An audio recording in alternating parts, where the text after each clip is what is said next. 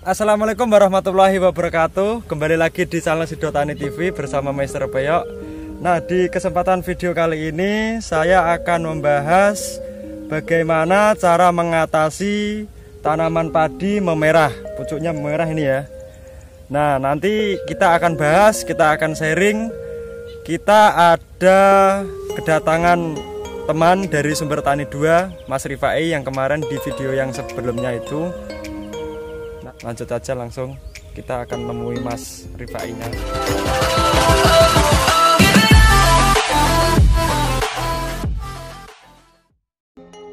Nah, ini kita sudah sama Mas Rifai-nya dari Sumber Tani 2. Nanti kita akan mau jawab, karena kemarin itu Mas Rifai ada pertanyaan dari komentar dari petani, gimana cara mengatasi tanaman padi memerah dan gimana cara mengatasinya, penyebabnya apa gitu ya.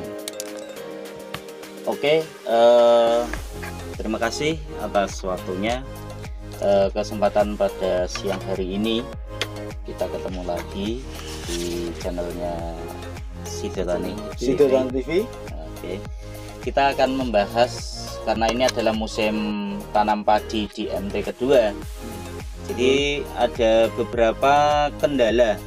Ada beberapa kendala yang biasanya dialami oleh petani padi, terutama di MT2 itu adalah tanaman padi memerah, baik itu dari ujungnya sampai nanti di akarnya pun juga akan terjadi seperti itu. Jadi yang namanya MT2 musim tanam kedua itu cenderung karena apa? Petani itu terlalu terburu-buru dalam pengolahan lahan. Betul. Kan biasanya seperti itu. Jadi ketika singgang belum kering, bahkan tidak disemprot terlebih dahulu, sehingga dia paling istilahnya kalau petani sekitar sini itu diblebes atau diratakan, sehingga itu sangat mengganggu. Ya. Jadi ketika singgang itu tidak dikeringkan terlebih dahulu, dia nanti ketika pembusukan atau pengeringan dia akan mengganggu di perakaran. Jadi proses dekomposit di tanaman itu nanti akan mengganggu di perakaran, sehingga akar itu nanti cenderung menguning, dia tidak sempurna. Nah, itu sangat mengganggu, karena ketika nanti akarnya itu menguning, secara otomatis nutrisi pupuk yang para petani aplikasikan itu tidak bisa terserap oleh akar. Karena apa? Akarnya tidak sempurna. Itu yang pertama. Yang kedua, biasanya tanah di beberapa lahan itu bisa dikatakan tanah lendut atau mungkin tanah goyor, jadi akar itu tidak bisa nancep. Jadi cenderung, apalagi airnya terlalu banyak, itu cenderung lebih gampang memerah. Nah, gitu. Nah, gimana solusinya? Nah, itu yang penting, kan gitu. Solusinya yang paling penting, teman-teman. Jadi kalau di tanaman padi di MT kedua, yang pertama, singgang itu adalah sisa tanaman padi yang mungkin semi sedikit. Nah, itu kalau bisa dispray atau disemprot herbisida. Ya, tergantung kondisi tanamannya atau lahannya.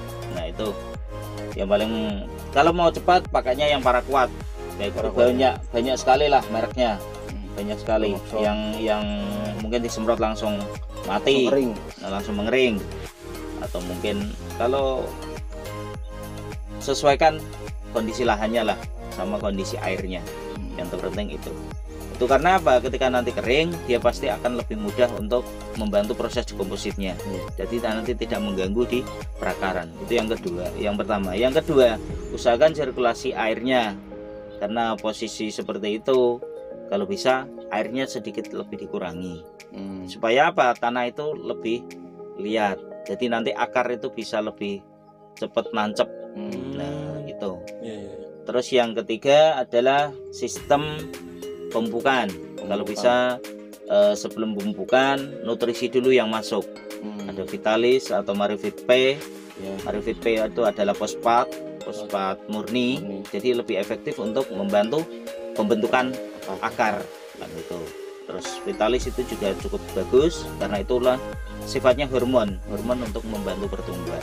Bisa juga terkadang ada petani yang dia pakai pupuk yang ada kandungannya kalsium. Ya, fungsinya apa? Untuk menetralisir keasaman, untuk mengembalikan pH.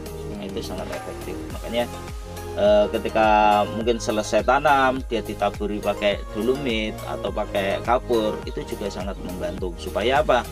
Supaya tanah itu lebih cepat